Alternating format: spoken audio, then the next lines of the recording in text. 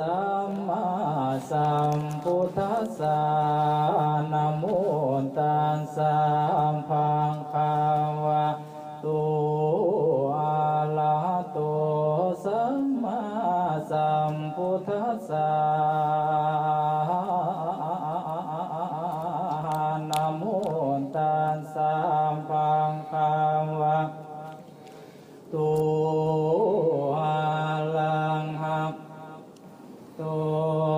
สัมมา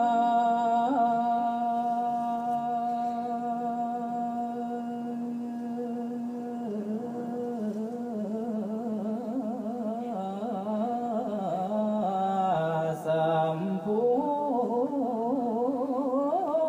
ทธัสสะ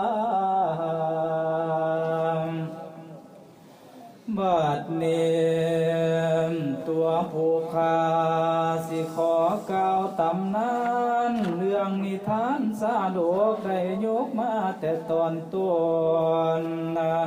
สมมติตัวของข้าสิสนใสเป็นสื่อทรงเสวยราชสร้างนั้นเมืองบานยานนครเดี๋ยวนี้ตัวเขตห้อนละดูเปลี่ยนคิมหันจันทุแสงเฮืองห้องสองวโลธิกามีสายุนต้นเดือนหาสวนละท่าฟ้าฝนไม้สับประดวงดอกไม้กะบานบ้างนั้นจอจีบางฟองมีมากล้นผลมากลูกนาผู้ขาเนาสิพี่คันนั่งปองเป็นเจ้าเกียถึงจอมใจเงาสันดอนพญาเวทนิละเทศจากห้องไอ้นี่บ้านทางนครบัดนี้ข้าจึงพาพ้นเขาพานิจรนอนป่าหลานกันหาและซาลีพัมพร้อมมาถึงพี่กะแม่นบุญนะหมายจากมาทุนไหวเส้นส่วนองค์พระเวทให้ลาเพศผ้าหนวดไว้หนังขึ้นเข้าสู่นครสองบางอ่อนเป็นหัวหน้านันผ้าพุ่นเที่ยวทองได้12 ขวบมือแต่ดุงดันเจ้าดุงมาพร้อมทั้งสร้างและมามวลหมู่พุนทหารโศกสันขะเนียงเกียรนันห่วงน้องทุกแรงเศร้าจึงได้เดินดงเขานั้นสัญจรนอนป่าหวังเพื่อมากราบไหว้พระองค์เจ้าให้เต้าคืนบัดนี้พ่อเมื่อมาถึงแล้วสำนักป่าเขาวงโกดจึงได้พากันโลดขันเครื่องปรุงลงไว้แล้วพากันไปไหวสิไพ่ให้กับเต้าถามเขาความทุกข์ห่อนมาที่ลาอยู่จังใดกาทั้งจอมใจเจ้าสันดอนพญาเวทผู้ทรงเพศผวดสร้างสินซอยอยู่ป่าดงบังบ่าวคงสุกโลนพ้อยไผ่นั่นเหินห่างยังคอยสุกอยู่สร้างสบายบ้างนั่นเพิ่งบุญเป็นจังใดเนาะเจ้าอาหารไผ่อยู่ในป่ายังค่อยหาศอกได้พ่อใดใส่จังหันกับทั้งฟูงเพศหายในดวงนับบอกควายเขาบ่มาเรียกกายควันเจ้าก็พอลืมอันว่าพี่เพศหายนั่นเป่าปลายไพ่พุ่งกับทั้งเสียงแซวขันนั่นกูควนเสียงห้องลูกคำเอ้ยก็บ่มาควนต้องควันเขือลูก2 อ่อนก็พอเหลือเน่าอยู่ดอนดันดาวนั่น2 เจ้าอยู่จังใดนอลูกคำเอ้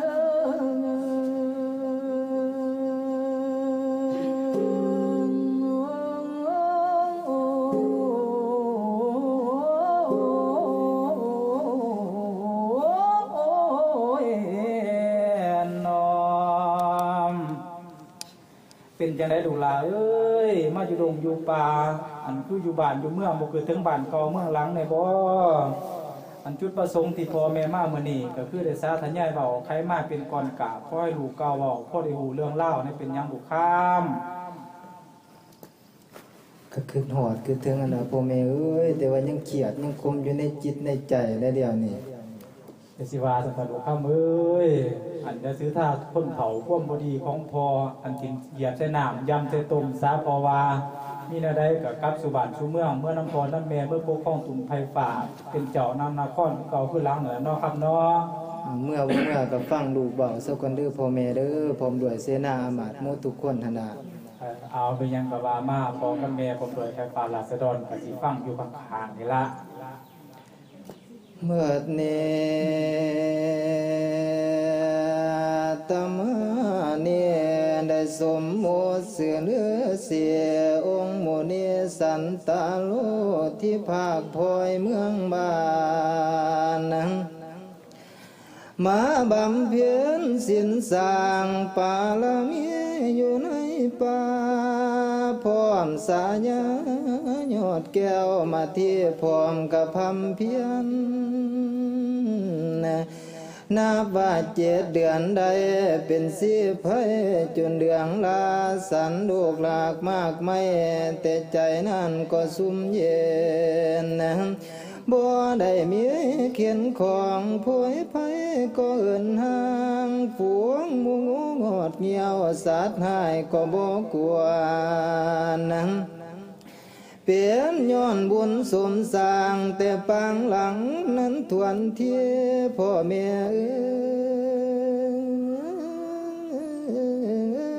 เสียดาทานาปารมี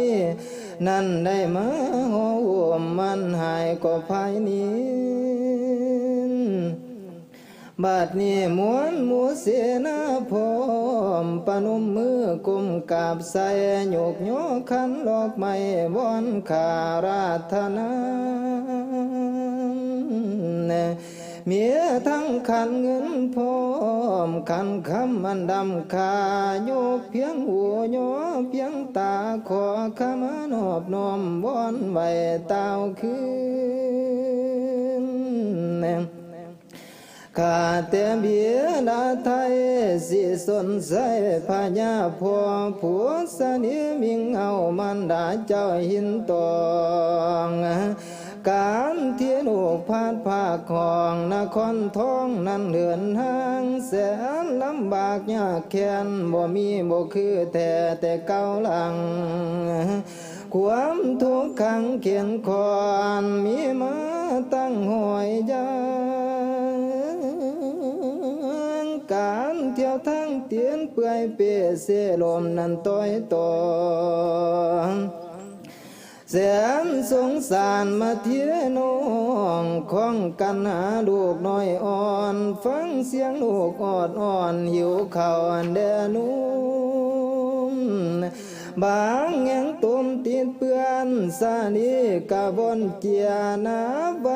นอนเพียจังในมาหอดห่วงไปเห็นเจ้าแต่งถวายตกลงตัดเกณฑ์เก่าทรงบวชเป็นฤาษีส่วนว่านางมาเที่ยวเดินดงกว้างไปหาขวดมันนอนอยู่ในดอนหามันป่าผวนพาลามากไม่นั่นมีหมู่คู่สวงอันอ่านว่าของสันนั้นเพียงพ่อบ่อึดอยากพ่อแม่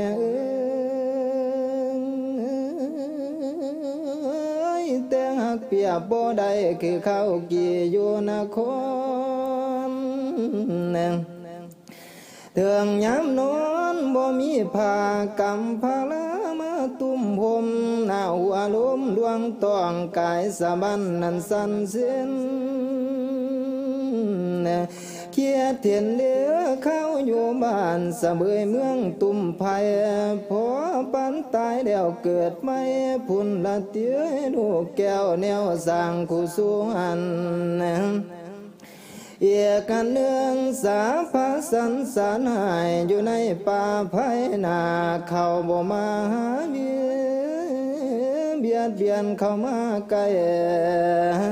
ส่วนมาเบียดาไทยสนใสพญาพ่อยังคอยสุขอยู่สร้างเสมอดำดังแน่บนอ่านว่าโลกค้าขายโพยไผทุก โศกนั้นเด้อโลกบ่มาเบียดไกลตัวเจ้าอยู่สบายกราบทั้งมันหลาเจ้าผัวสานีพระเมืองเมียยังคอยสุขอยู่สร้างบุญกว้างอันเดือมงามจากกูท่านตาแก้วของจอมทำนั้นทั้งขัวยังแข็งแรงใสวงแจง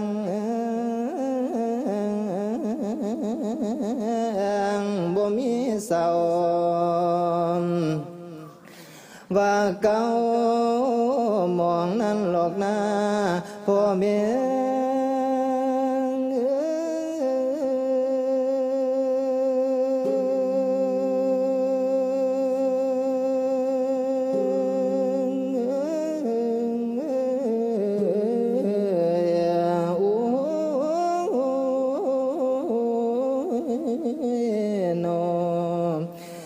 จังสันดาพ่อแม่เอ้ยสำหรับผลพลาหมากใหม่ก็มีพวกได้อยู่ได้กินได้สันบ่อึดบ่อยากดอก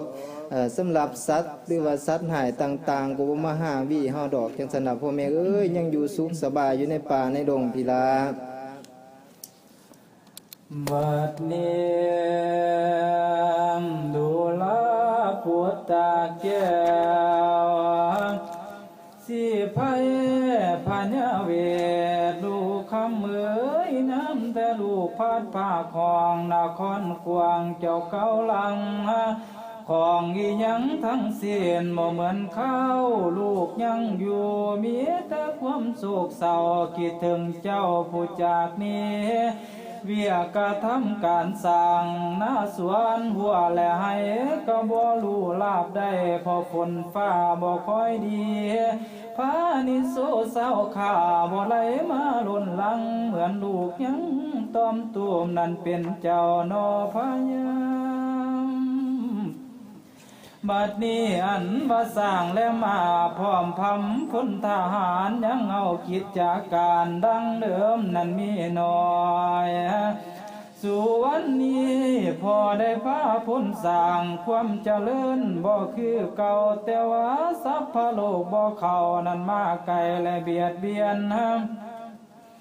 อันมามารดาเจ้าพุทธสดีก็เหมือนพอบ่ได้มีพาญาติใครกินหายก็ภายนี้ด้วยเดชปาลมีเจ้านั้นจอมทำทรงเลื่อมประสาสนไฟฟ้าได้หายเสียงขันทั่วแดน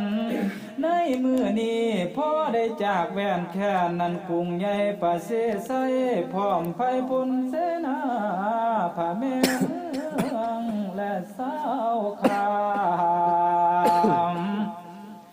ลูกคำเอ๋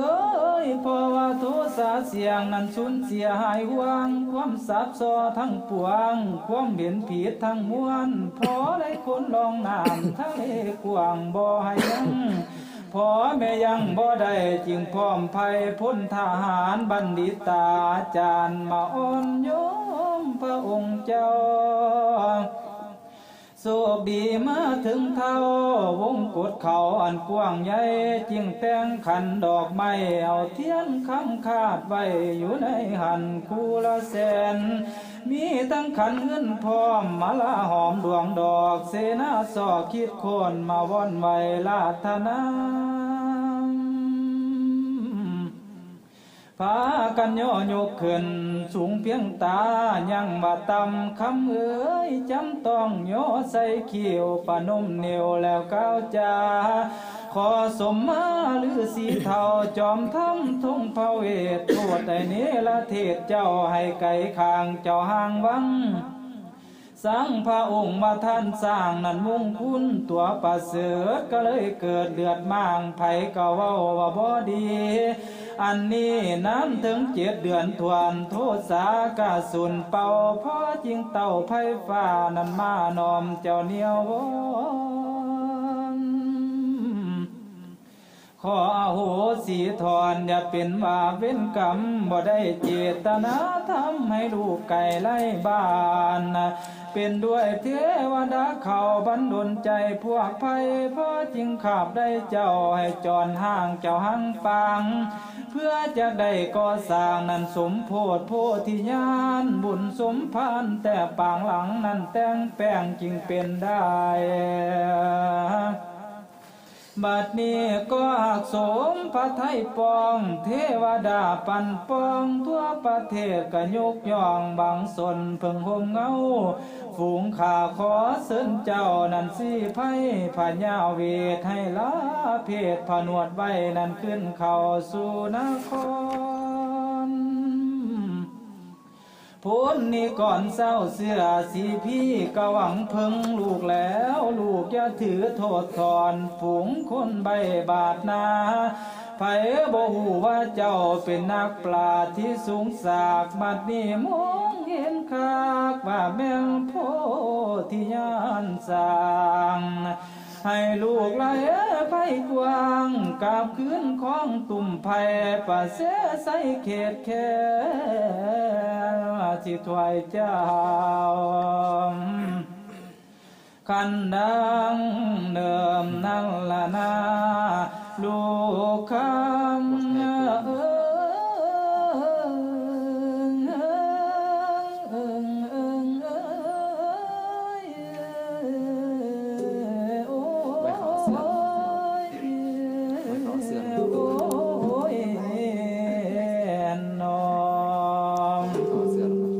จังสันดาลูกข้าเอ้ยอันหายก็ดีหายก็มีดีก็เว้าพอได้เก่าเป็นความหลังให้ลูกฟังคำพอแม่ว่าบ่อนตาล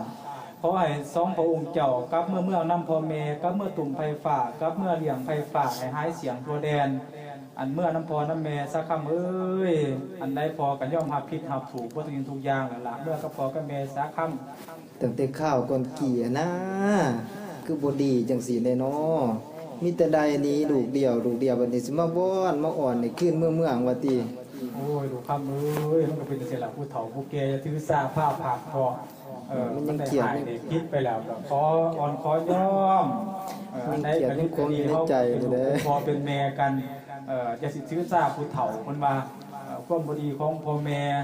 มันเบาความกอมันกับเราคิดกันอันใดก็ดีพอกับแม่กับม่อนมาย่อมเมื่อแล้วอยากให้ลูกกับเต่าแล้วเมื่อหน้าน้ำพอน้ำแม่เมื่อคือเก่าคือหลังน่ะนอกค่โอ้ยสมาขับมาขับไปด้วยน้องบัดนี้อยากบ่มือเมื่อนี้โลลาเปลี่ยนตาไทยสนใสพญาพอกับทั้งพ้นภัยพร้อมสิมาน้อมลาธนาข้าวนิมุตบาปแล้วบุญทรงมาหาขันสมมายุกใส่กะเสียนบนไว้ลูกเอาเสียให้กรรมเว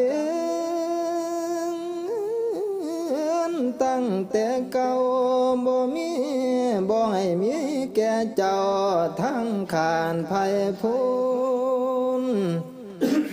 บัดนี้พาพ่อเจ้านมภัยพ้นทางหานขอบอนหวานสิไฟ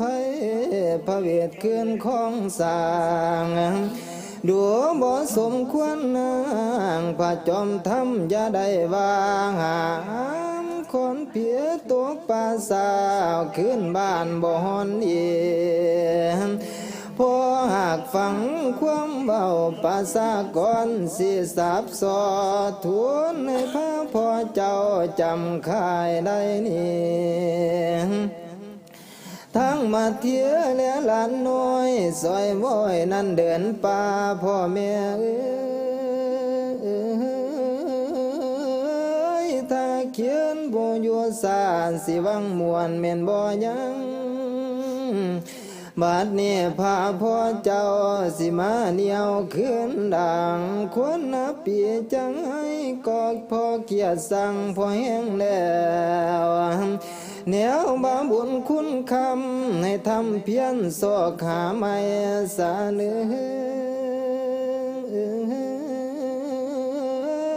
คงเสียหาศอกบ่ได้ผู้มาขึ้นนั่งเมือง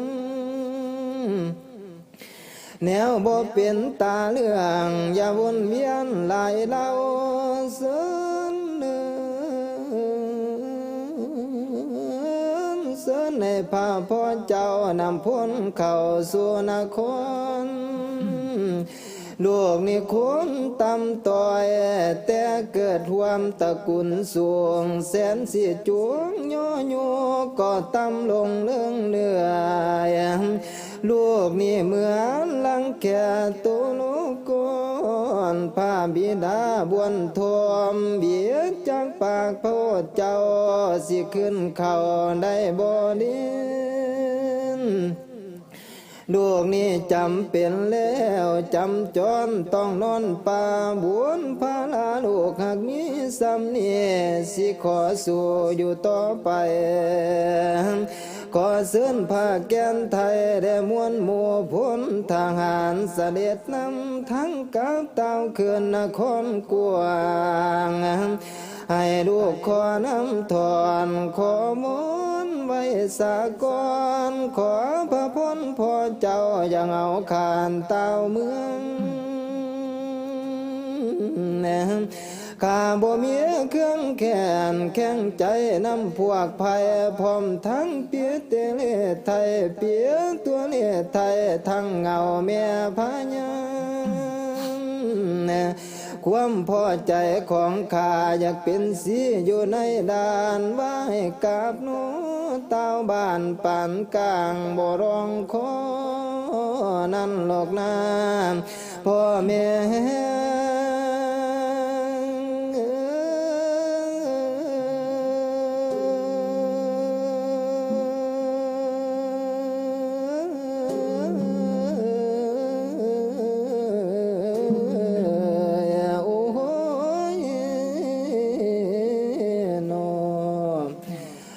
บ่เมื่อน้ำหลอกพ่อแม่เอ้ยสิอยู่ลงอยู่ป่าได้กินพลาหมากใหม่ต่างเขาสู่บ้านตามลูกคนสัวคนนับปีจังให้จังสลายพ่อแม่พร้อมด้วยเสนาขึ้นเมืองสาลูกบ่เมื่อน้ำดอก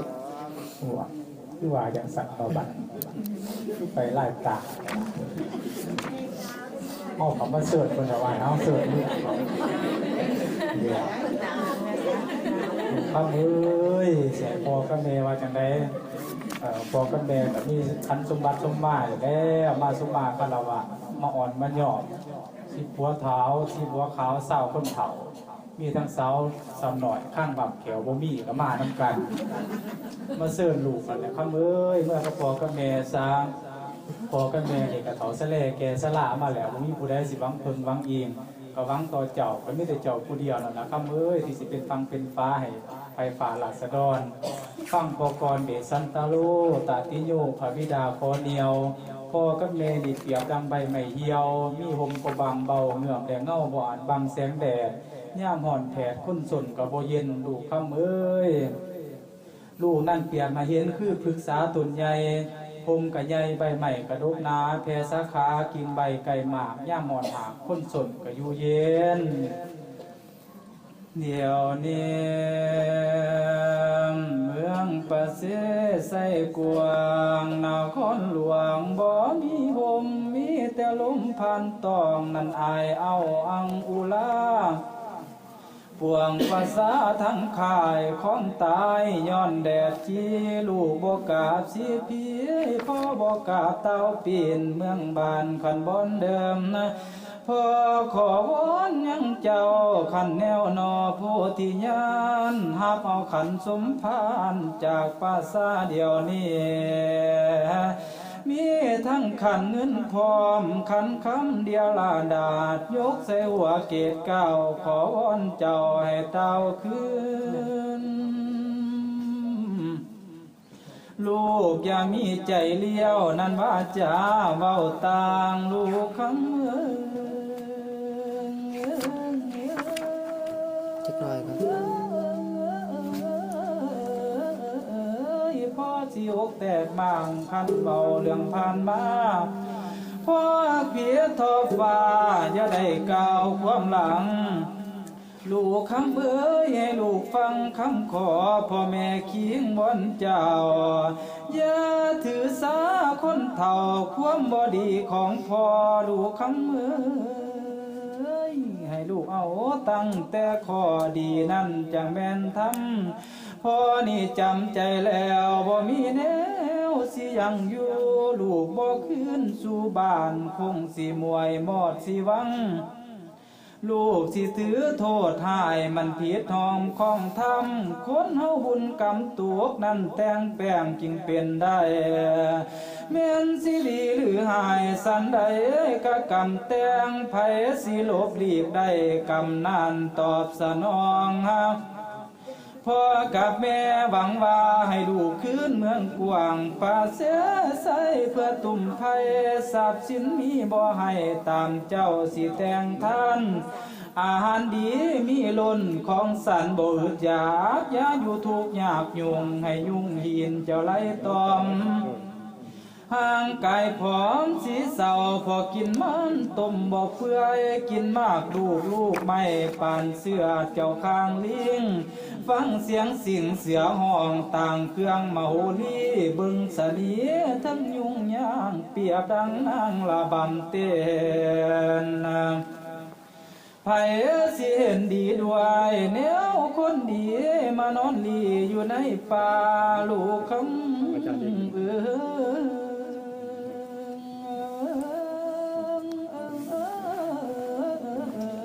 บ่แม่นข้าทั้งบังสิมายังอยู่ป่าดง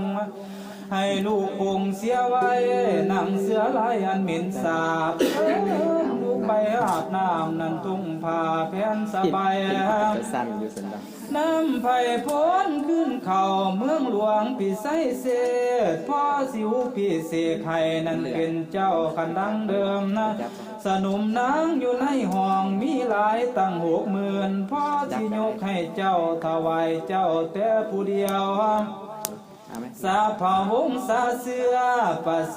ใส่น้อยและใหญ่ไผ่กะวังเพิ่งเจ้าขอสุนเพิ่งห่มเย็นนะการบำเพ็ญศีลสร้างบ่แม่นมีท่านเดียวตั้งแต่เฮาอยู่ในป่า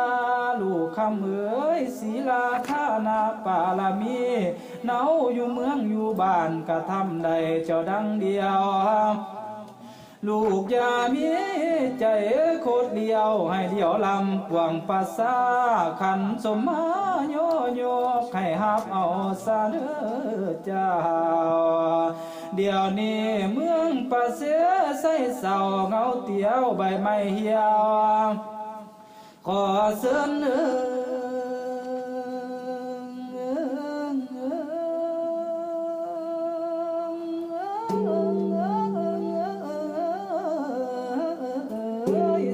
ลูกกับเต้าเลี้ยวให้ฝนฟ้าเจ้าลังลง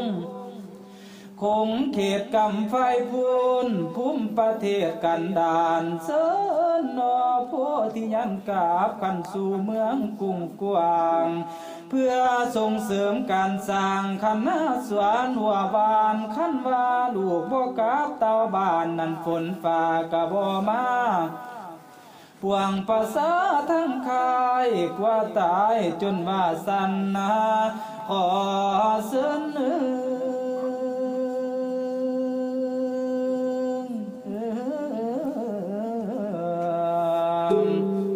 ขอเสนอเสนลูกข้าเอาขันจากภาษาโยไข่กันเดียวนี้อย่าเสียนานนั่นละนาลูกคำ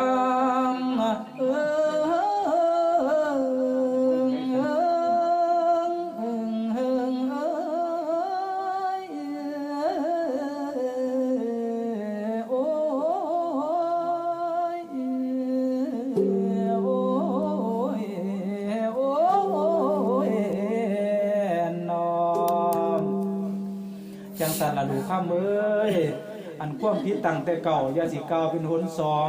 เพราะให้ลูกนั้นมีความเกิดแต่เตาเมื่อเมืองบาทน้ำพอน้ำเมษาอันเพิ่นว่าคันลูกเต่าฟังความพอความแม่คันพอแม่ฟังความลูกความเต่านั่นผีเป่าอันจกกินตับกินไตเพิ่นว่าซั่นเด้เมื่อน้ำพอน้ำแม่สักคำเอ้ยเนาะ โอ้ยสมาเสียงอ่อนเสียงบ่อนเด้อีพอก็ดี เบิดพอหนักลูกเอ้ย คันบ่เมื่อก็สิบ่เป็นอยู่แล้วสิว่าบ่ฮู้ความกตัญญูกตเวทีต่อพ่อต่อแม่ เป็นจังซั่นแหละลูกเอ้ยจะเป็นคนดีคนดีเพิ่นว่า ดูกับแข้งปากซื่อๆหรอกอีพอเอ้ยแต่ว่าทั้งในจากเมื่อแต่ล้นแล้ว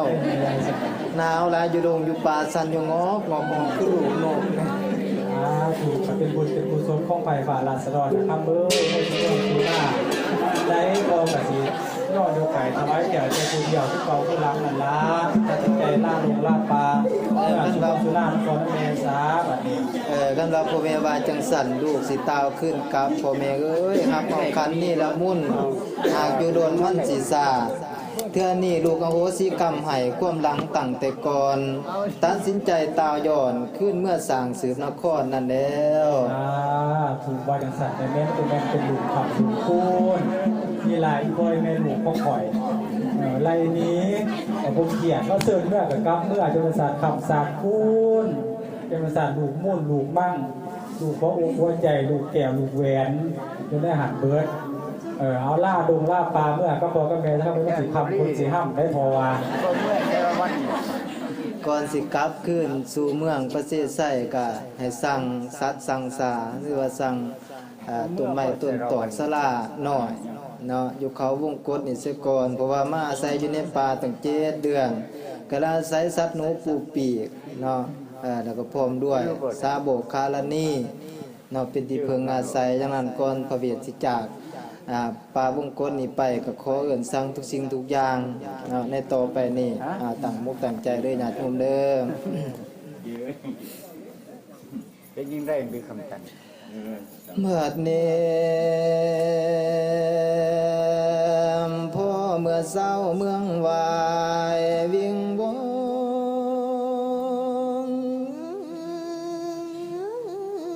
นวาดของขันนิมนต์สอดส่องวอนขายเต้าคืนยืนเดียวหลังเนนาในอูลามันว่าเว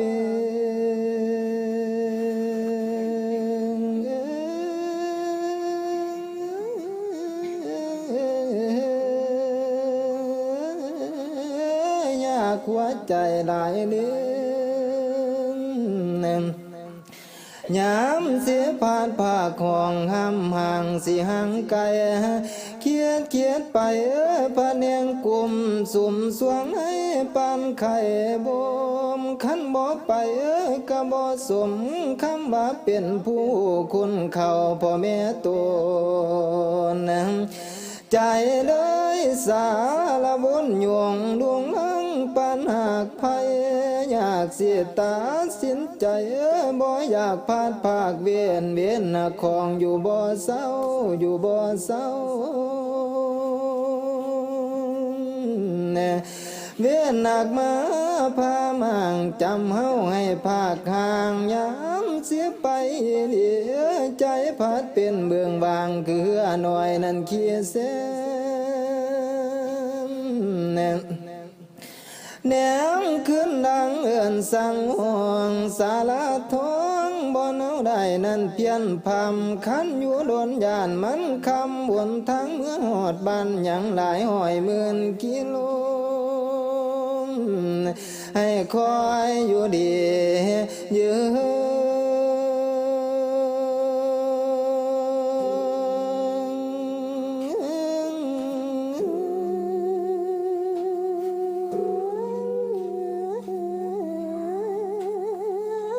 พืชมากไม่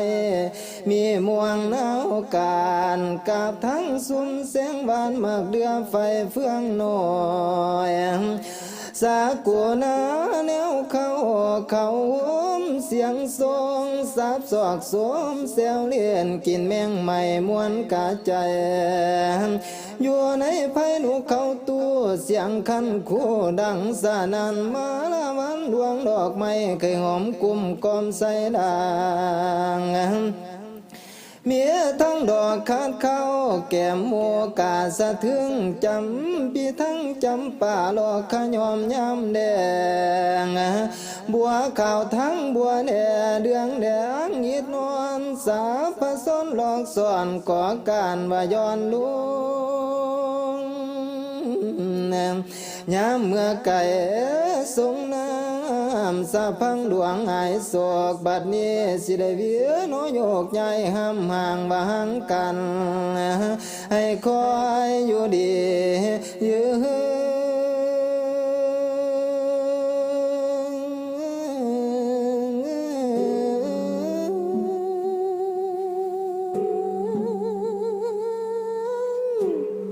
เจ้าสุขีมัน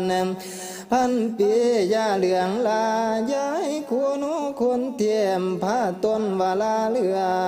ง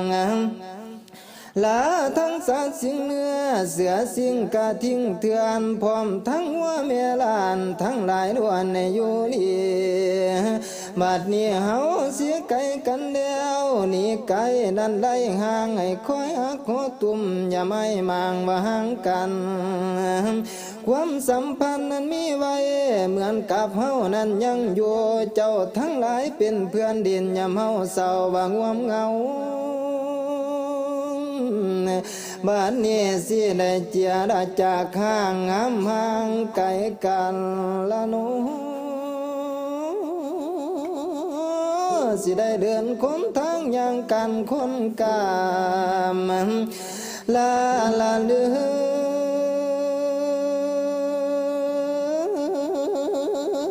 งอุทากังน้ำสาพังหลวงกว้างใหญ่ลาทั้งกุฏิน้อยพินทานันทันทอดลาทั้งหังวมเป่ายำหอนได้เพิ่งเย็นลาทั้งผ้าเขียนทงทาดเพียรลาเสียที่เคยตัวมาย่ำศิลาขึ้นห้องนครท้องตุ่มภัยก่อนเนื้อให้คอยหักบัวอยากพานผ้าข้างพาลาพนัวเสียเสียนะบ่อยากไก่สาลาป่าวงโกดกวางบ่อยากไก่ดวงแก้วสินธรรมดวงป่าเสดเกิดมาใต้ลุ่มฟ้าต้องคอยท่าหับกรรมมันนักจำเป็นแล้วเวียนหนักมาพาไล่เฮาเขียนดาธนาบ่ได้ศิลาแล้วว่าหังนี้พอแต่สมขบวนเมืองศิลาไปหมดทุกอย่างลาเมืองนุ่งผ้าเพื่อนน่วมเนื้ออ่อน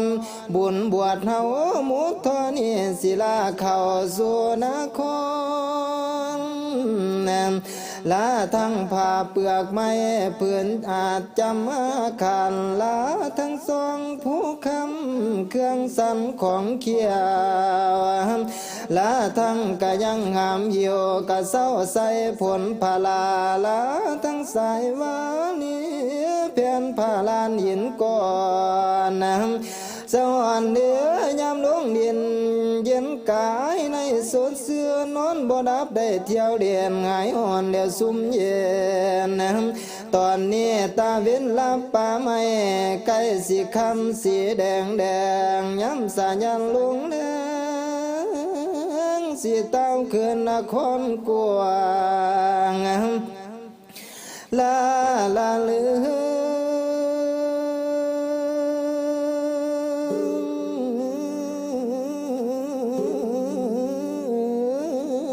ดวงใจคอยจะพากันนั้นมองมวลบ่ว่าฝนแรงหนาวอ่อนในอยู่ลีการจากไปในเถื่อนี้ก็นับว่าแต่เพียงกายส่วนหัวใจยังจำจิตหน่วยมโนยังฝังไว้ขอลาไปแต่เพียงนี้จงสุขีสุขสิ่งอย่างบนเส้นทางขึ้นสู่บ้า